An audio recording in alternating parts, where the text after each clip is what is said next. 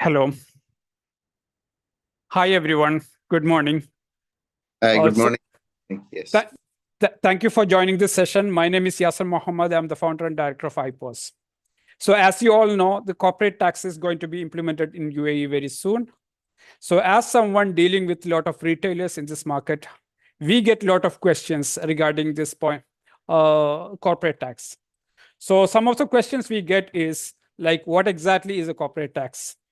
And when is it going to be implemented? And is there any registration process? Okay, when is the last date for or any deadline for the registration? How to file the tax returns? So to explain these details, we have an expert today. So CA Santosh Kumar from Cloudberry Auditors will be taking this session for us today. And CA Santosh Kumar is a senior auditor and tax consultant, and he's an expert in tax laws and tax-related matters. So he will explain us what exactly is corporate tax. So without further ado, let me invite CA Santosh Kumar. Santosh, over to you. Thank you, Yasir. Pleasure for us to connect with you and your team. And we are happy that the IPOS and Cloudberry is making this, program to help the small businesses and also the businesses in UAE to ensure that they are in the path of compliance to corporate tax. Just to give a brief, as you know that UAE has introduced the corporate tax in June 2020, starting from June 2023, and we are already in December.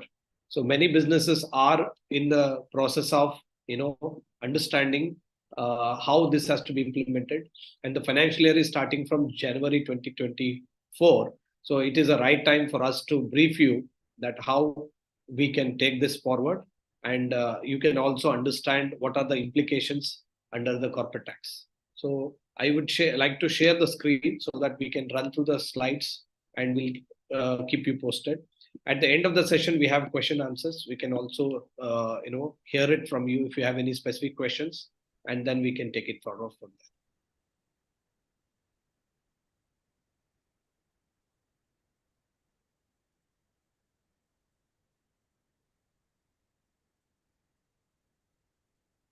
there. Is it visible, the slide? Yes, it is. Okay, thank you. As we are all aware that corporate tax is applicable from 1st June 2023. Many businesses are following the financial years January 24 to December 24. So we must. I think voice is echoing. Voice is fine. Yeah, everything is fine now. It's okay. Okay. Please go ahead. Yeah. Since the financial year January 24 is the majority businesses follow January 24 to December 24 as the first tax period, it is important for us to understand how does it impact to businesses. As you all know, the corporate tax is applicable to all businesses or all registered entities, all trade license owners in UAE are supposed to register. In this, there are two aspects to it. One is the businesses which are into commercial activities, and the businesses which are into non-commercial activities. Now, what are the non-commercial activities for which corporate tax is not applicable? According to the corporate tax, employment income and income earned in their individual capacity or in their personal capacity. For example, they have income from immovable property. For example, that rental income. If any businesses or any individual, I would say not businesses, any individuals who are earning rental income is not part of corporate tax. So that's a big relief for many individuals who own the properties, and also interest income, dividend income, which is earned in their individual capacity, is not taxed. But for businesses, even if we are earning rental income, but it is earned in the business company and earned in businesses, that is also taxable. Okay. So now, if we broadly know that what is the tax liability which is applicable for businesses, we all understand that a simple rate of tax 9% is applicable. But here there are two aspects we need to consider. One aspect is up to 375, the tax is 0%. Okay, for businesses which are, this is other than free zone companies, the mainland companies, the tax rate is up to 375,000 of profit. You need to understand that it is not a turnover where we need to pay tax. It is on the profit what we earn during the period, during the financial period or during the tax period, we need to pay at 9%. So up to 375 is 0, above 375 is 9%. Let us take one example. Now you are having a turnover of 5 million. You have a turnover of 5 million and you have made a profit of about 250,000 dirhams in a year, 12-month period. So since your profit is 250,000, okay, which is below 375, the tax applicable to you is 0. Okay, so which means up to 375, you need not worry about how much profit you are making, and you don't need to worry about corporate tax compliance or corporate tax payment. But above 375, for example, same example, for example, if we are doing a 5 million turnover, but your profit is about 500,000. So in that case, corporate tax payment is applicable. So we will run through that in the next slide, how this will work and all. Second thing is, we all aware that there is another tax person, which is called free zone tax person. So in free zone, now what happens is the concept of free zone for tax liability is different and it is very detailed in nature. We'll try to touch upon in 1 or 2 slides as we go along. Now, which are all types of taxable persons are there in UAE? One is UAE companies, which are LLC companies, which are joint stock holdings, which are registered entities. All are which are managed in UAE. They are all taxable persons. Okay. And second one is natural persons. Natural persons includes individuals and also sole tax establishments. Sole proprietorship, we call it as sole tax establishments. These are all called as natural persons. They are also treated as taxable persons. Now, the third category is, which is also treated as taxable persons, is there are individuals who are non-juridical persons, which are individuals who come to UAE, but they don't register here, but they run the commercial activity, they run the business activity here, and their turnover is more than 1 million. They also will be treated as non-resident juridical persons. That is because they come here, they create an activity, they do business, but they stay outside UAE. And because of that reason, they'll be treated as non-resident juridical persons. This is the third category. And the fourth very important category which they have carved out is that of free zone. The free zone has a different tax implication, though it on a prima facie, everybody believes that free zone is a 0% tax, but it is not the case. We must go through and understand in detail to see whether it is a 0% or it is a 9%. Also, there is another exempted businesses. That means if somebody is carrying on businesses which are in the nature of, I would say not a business, any activities which are in the nature of qualifying public benefit entities, like for example, healthcare industry, or for example, education business. These are all, even though it is a business, sometimes we may treat it as business, but if it is for qualified public entity and it is not for profit, only those are exempt. But if the businesses are for profit, then they have to, even though they might come under qualified public benefit entity, but if their motive is for profit, and if the motive is to ensure that they earn profit and they use it for their personal purpose, they will also be treated as a taxable person. But if, for example, they have a business which they not withdrawing that profit for their purposes, but they are using it for furtherance of cause, like for example, education and healthcare, that will be exempt entity. Apart from that, extractive business, non-extractive natural resource business, government and government holdings, all these are all exempt entities. So they don't need to register, they don't need to pay tax in UAE. Now we'll understand what there is a small businesses. There are many small businesses in UAE. What are the tax implications? What are the important points we need to understand as far as the small business assets are concerned? The small businesses in UAE, even though in the law it says that they have to register and they have to comply with the corporate tax, but to ensure that the small businesses are not made very compliance burden, the law has made sure that they have given a relief for 2 years. Now, what is this relief and who are all eligible? What the law says is up to 83 million, okay, up to 83 million, these businesses which are up to 3 million AED, in that relevant tax period, for 2 years, they need not pay any tax. That means even though their profit could be more than 375, but for two tax period, whichever tax period they have, the maximum benefit they get is only 2 tax period. For 2 tax period, even though their revenue is up to 3 million, if the revenue is up to 3 million, whatever could be the profit, they need not pay any tax. Okay. However, even though they need not pay any tax, but they need to register with the corporate tax authority and they need to file the tax return. Okay. So this one we must understand that registration is mandatory, whether it is a small or big. Okay. But registration is mandatory. This is for LLC companies, I would say. There is another relief is also there for sole establishments and individuals. I'll come up in the next slide.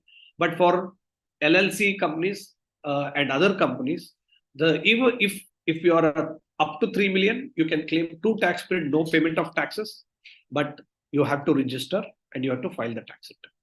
Now, how this 2 tax period is calculated? Even if your financial period is from January 24 up to December 24 is 2 tax period. That is December 24 and December 25. So it is whoever is ending on or before, whoever's financial year is ending on or before December 2026, they will be covered under 2 tax period.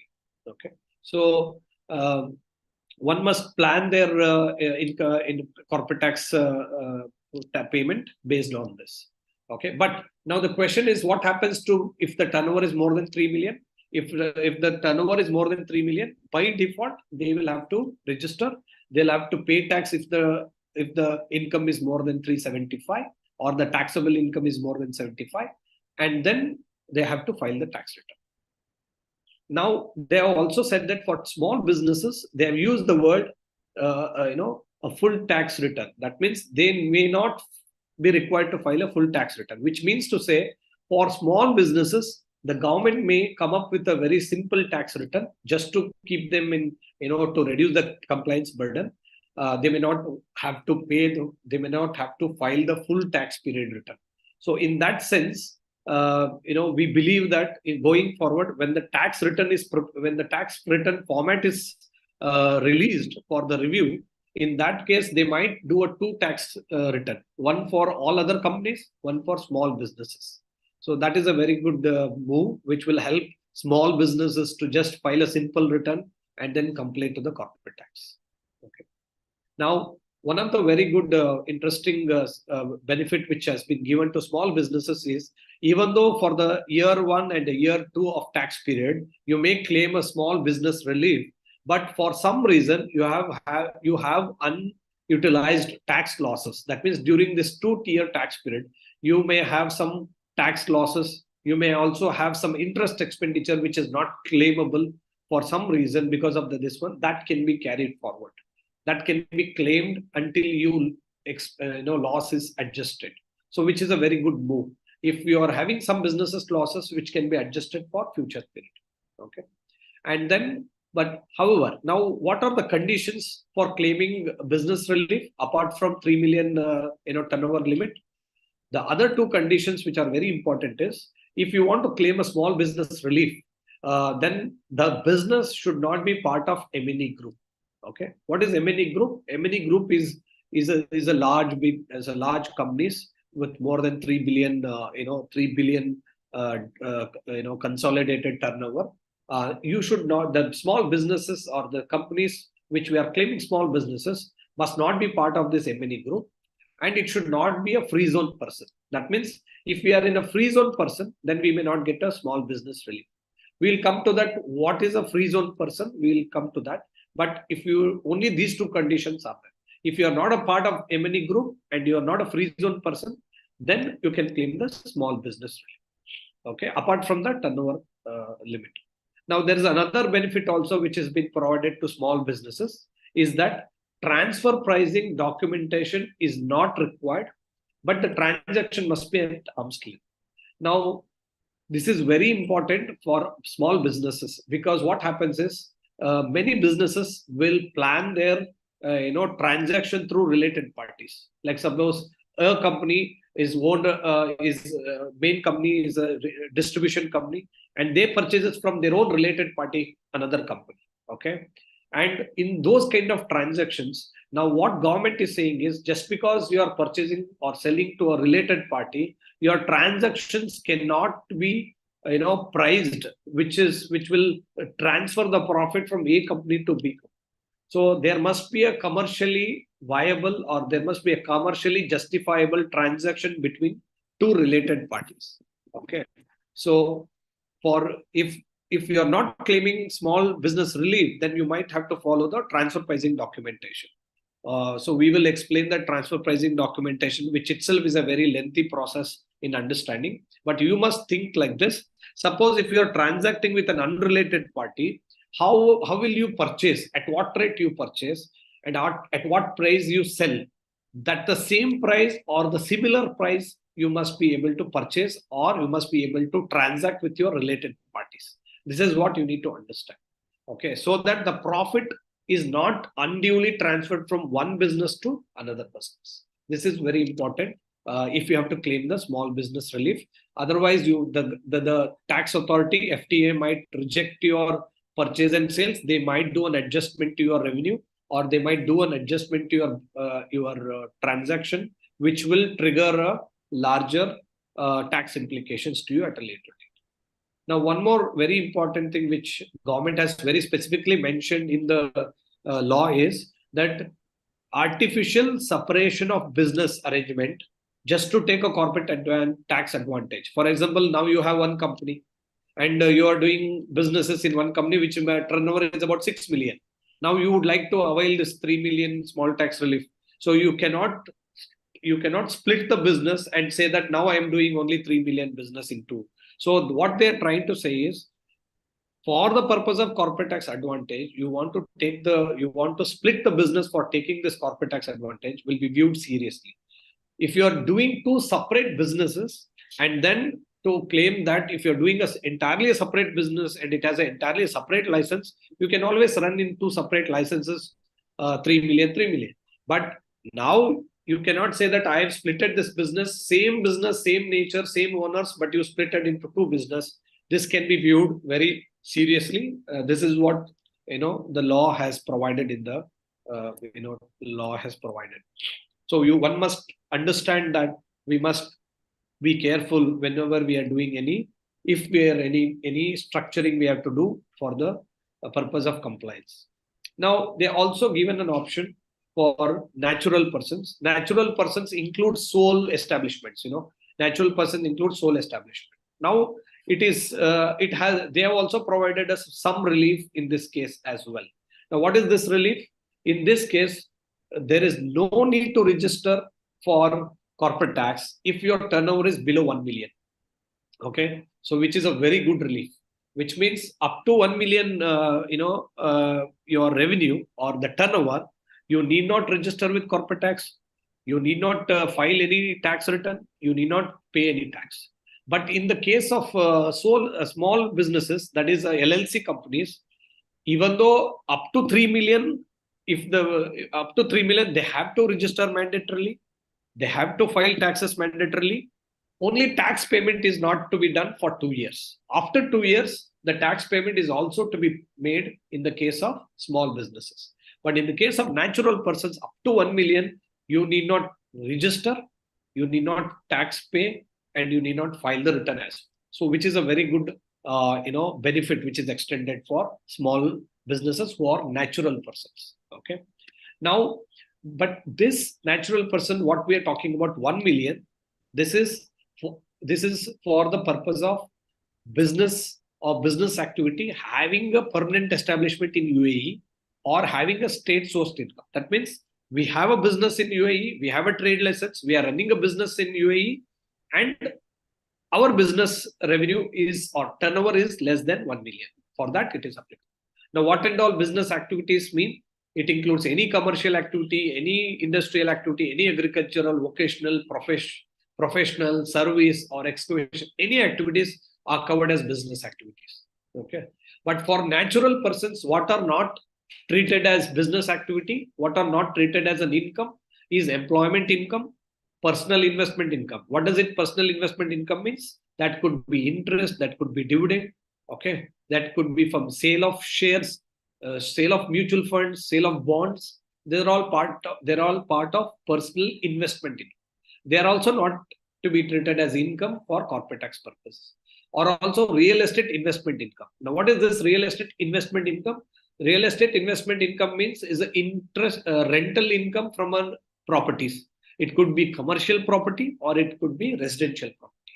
But as far as but the same commercial or residential property, if that is owned by an LLC company, then that is part of the corporate tax. It's only not part of corporate tax if it is only held by natural persons. This is very important distinction one should make, that if they already have a property in LLC company, then one must take care of this aspect. Okay. Now, the other part which I said, non-resident persons will also need to, have the tax and also have a tax implications, but they must understand that they must check with tax implication, have to check with double taxation with UAE. For example, any Indians who are coming in here doing businesses, but they are tax resident in back in India, then they have to be liable to pay tax under non-resident category. But they cannot just decide as non-resident and pay tax. They must understand the implication of double taxation between both the country, and after that only they need to take the next step. I think one must take advice from a consultants, because this is a very gray area.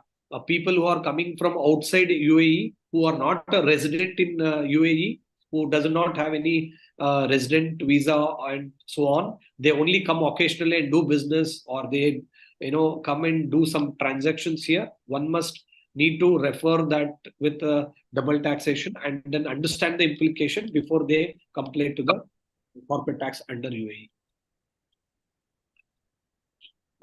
So now, what are all the corporate tax applicable? Even though we know generally what is it applicable, that let us also cover for free zone. How does it makes a little bit different?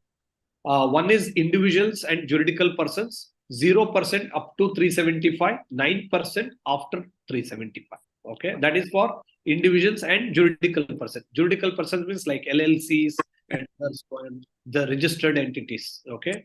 Second one is free zones. You see, in the corporate tax, they have not used the word free zone. They have used the word qualifying free zone persons. What do you mean by qualifying free zone persons? That means you may be in a free zone, but you need to check whether the free zone in which the business is located, whether that is a qualifying free zone. What is qualifying free zone? It's a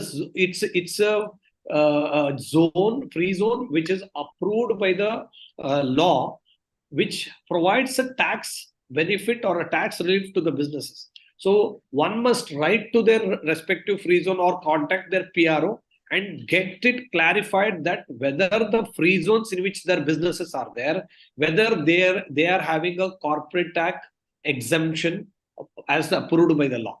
If the corporate, only couple of, only maybe 10, 12, are the free zones which are qualified for the corporate tax benefit. Not every free zone in UAE is getting the corporate tax benefit. So one must know that just because they are in the free zone does not mean that they are in the qualifying free zone. If they are not in a qualifying free zone, straight away 9% tax is applicable.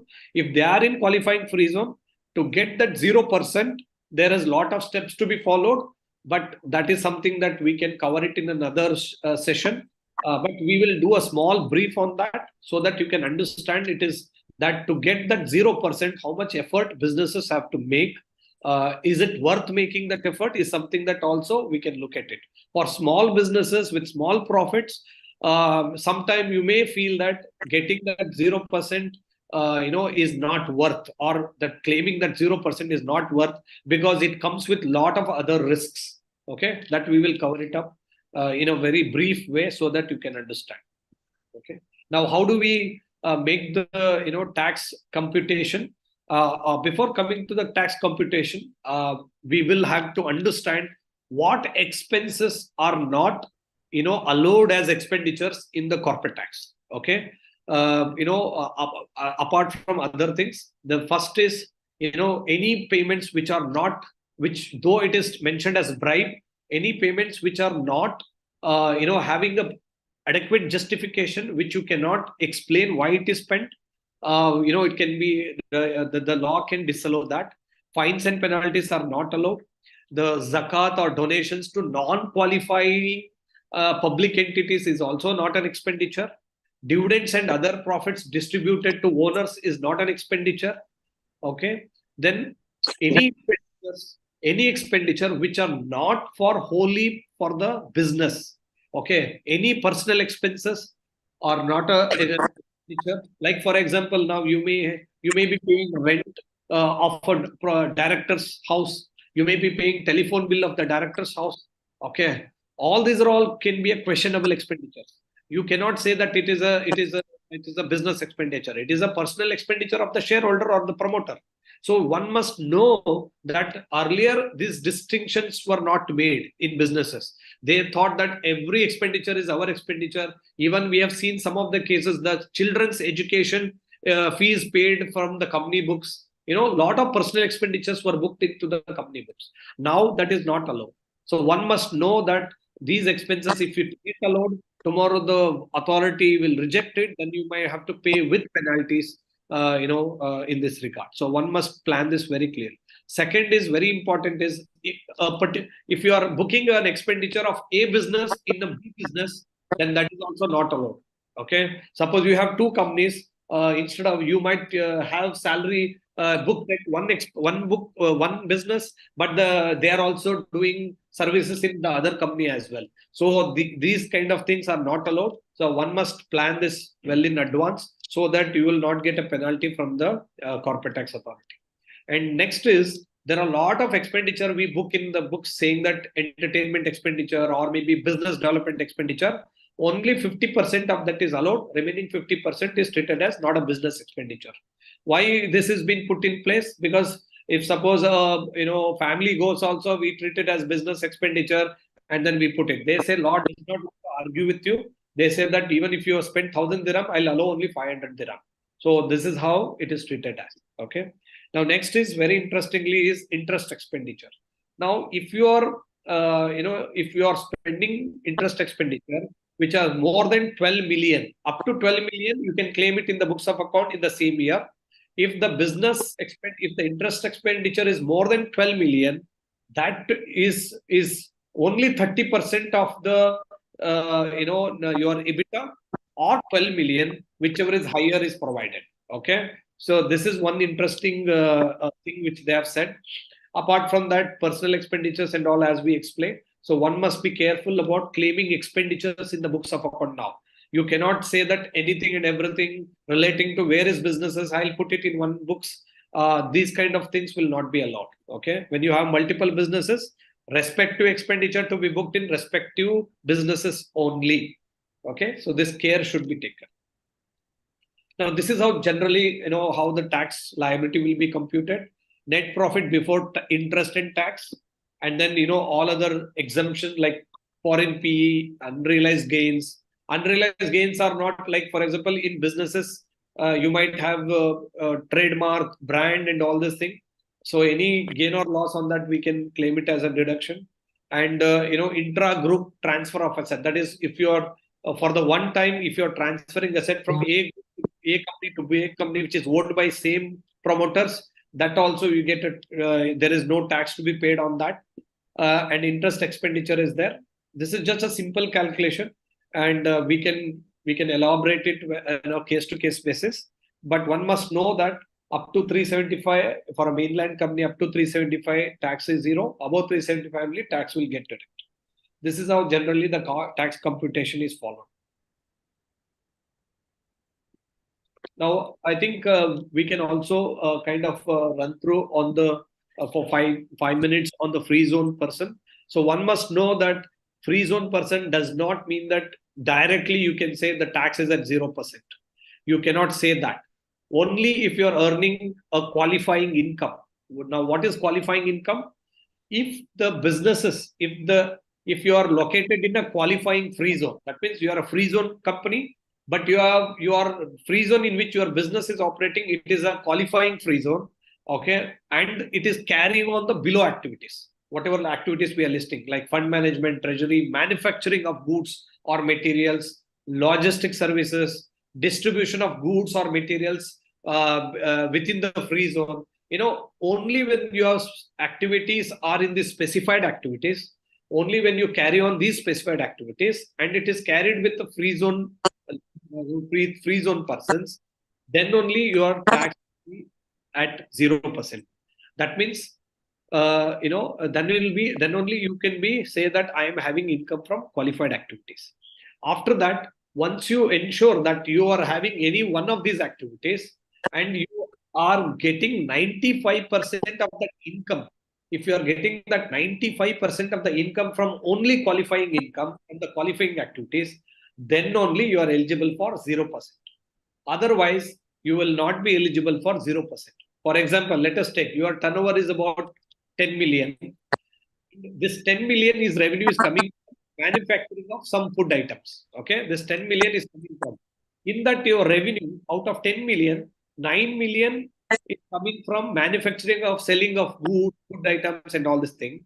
Maybe 600,000 is coming from transportation or some other activities. Okay, and maybe 400,000 is coming from other activity which is not at all a qualifying activity. Now, what happens is 400,000 divided by your 10 million. Okay, will be about 4%.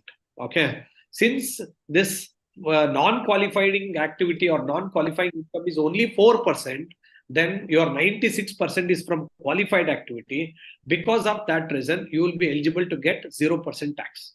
Now, for example, you will have only 9 million as from a sale of manufacturing of goods, from sale of goods which are manufactured, but 1 million is coming from other activity. Other activities are excluded activity. Okay, for example, excluded activities. Now, if it is coming from excluded activity, which is 10%, which is 1 million, then you will not be eligible for 0% and you will have to pay tax on the entire profit. Now, one major differentiation between mainland to free zone is, in free zone, you have a slab up to 375, 0, above 375, 9%. But in free zone, there is no slab. Either you will get 0% or you will have to pay 9% on entire profit. Suppose out of 10 million, you made a profit of 500,000. Okay. Under mainland, if you have made 500,000 as profit, on up to 375, 0, on 125 only, you have to pay 9%. Okay. But in free zone, it is not like that. On entire 500,000, you will have to pay 9%. Which means to say, one must need to understand your tax implication before you opt for this qualifying free zone, tax relief.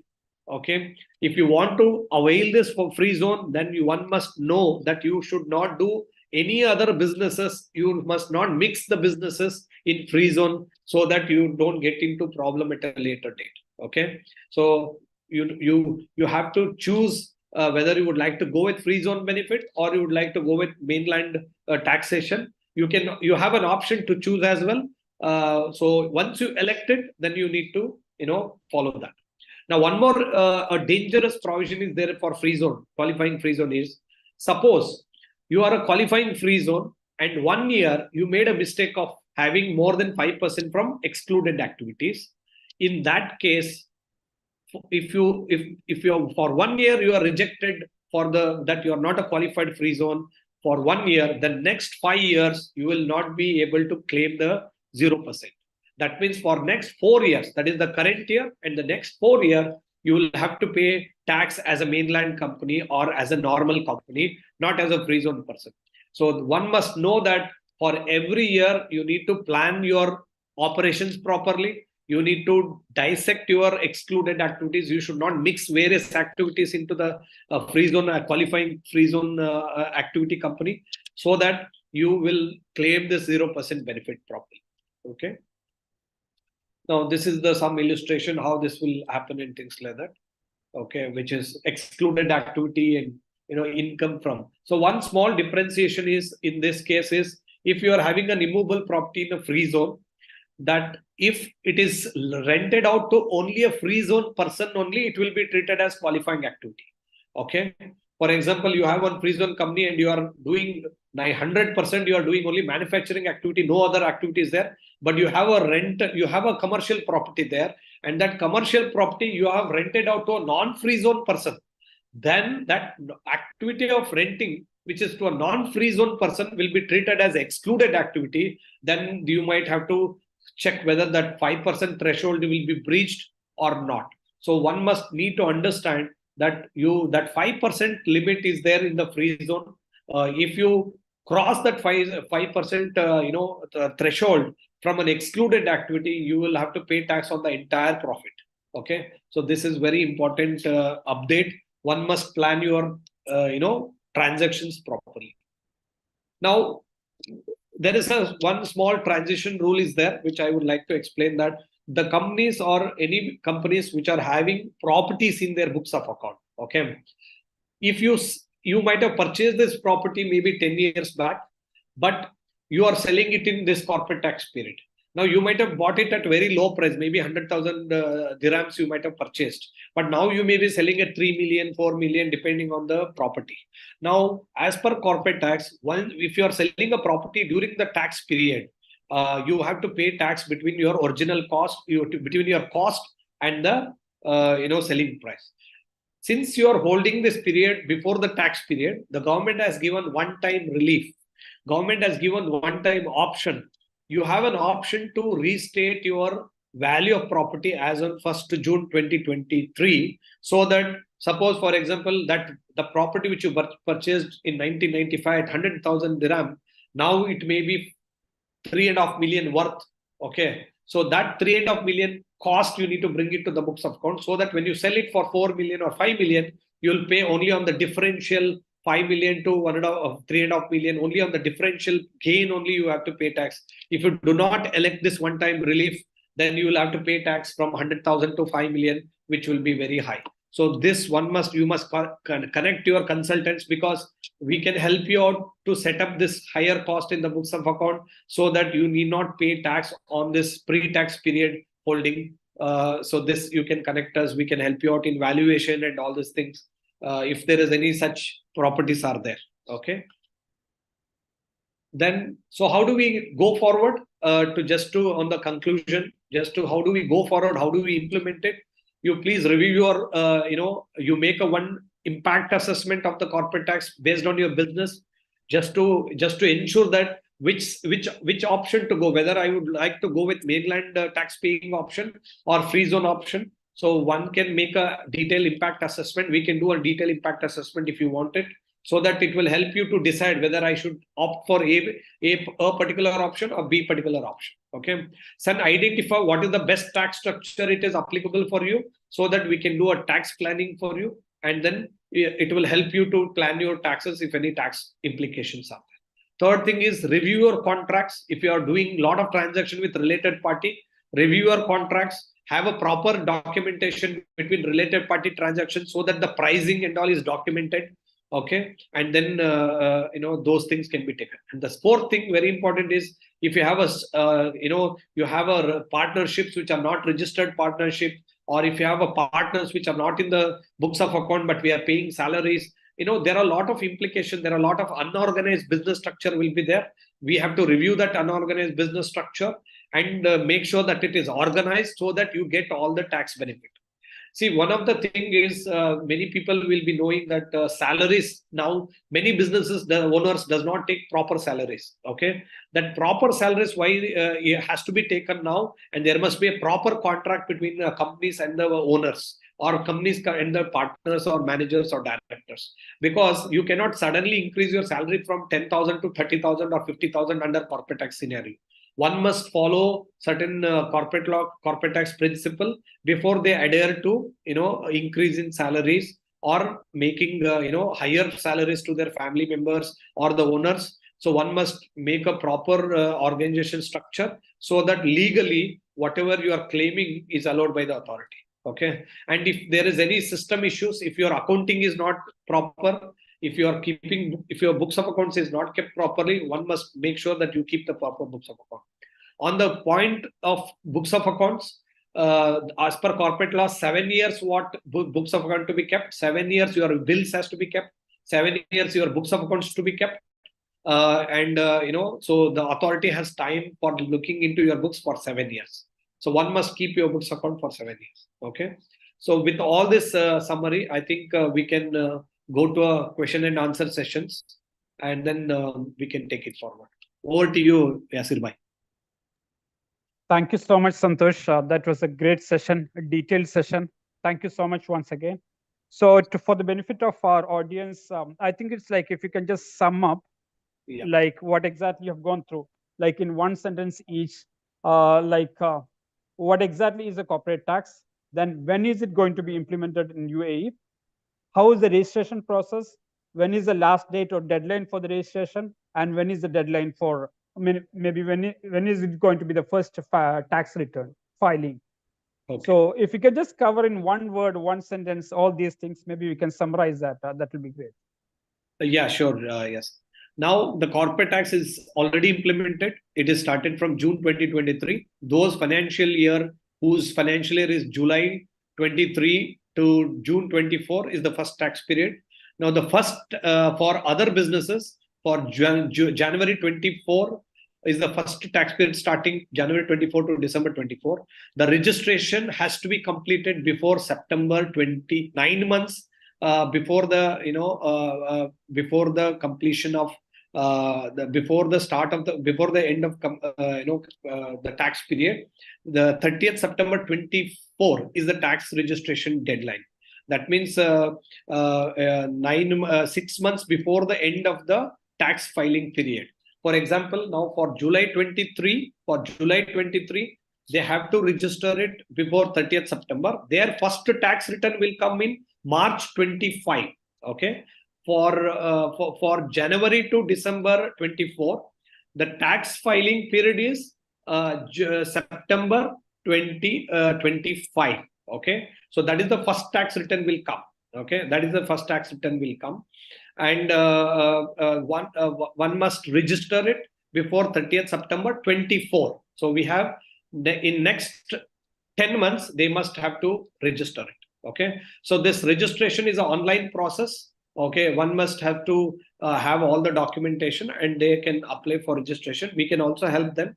But the registration has to be done before 30th September.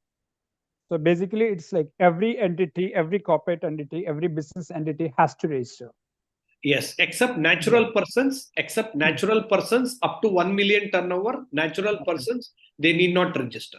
Okay. Rest all have to register. Thank you so much. Let me just check if we have any questions from the audience. We have a quick few minutes. If any questions, maybe we can take it. Yes. Let's. No, let me just go through the social media because this session is broadcasted live across all IPOS channels in YouTube, Facebook, and LinkedIn. So let me just check. No, we don't have any questions at the moment. That's great. Sure. We can run another session based on their inputs, based on their questions. We can have another session so that they can get the time to understand how does it impact, and then maybe we can touch base later. Yeah, that's great. So wonderful. Thank you so much for this session, conducting the session, and thanks everyone for joining this session. Hopefully, if you have any doubts, please come across get back to us through our social media. And again, you can also write this thing. We will share some of those contact details in our social media, so you can also reach out to him directly. Thank you so much. Thank you very much. Yeah.